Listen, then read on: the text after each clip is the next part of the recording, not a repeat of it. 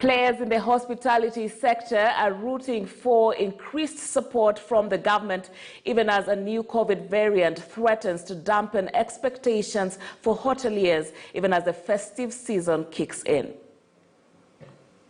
The only point I want to put out is to Mr.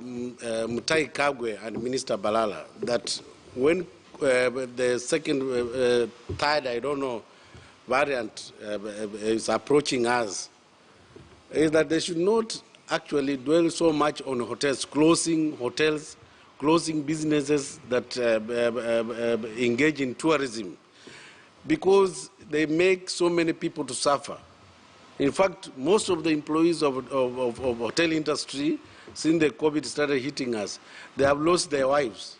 Actually, their wives ran away because there was no livelihood to make them stay in the houses. We are very happy that we continue the relationship with the union. We truly believe that the only way to stand up on the hospitality industry is to have the passion that our employee they put in the service and the guests' experience.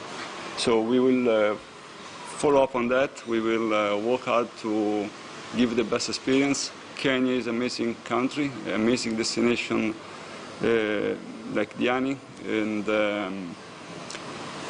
COVID has been very challenging here, so COVID is still a battle that we have to win. Right, and the breaking news that's just reaching our news desk shows that FKF President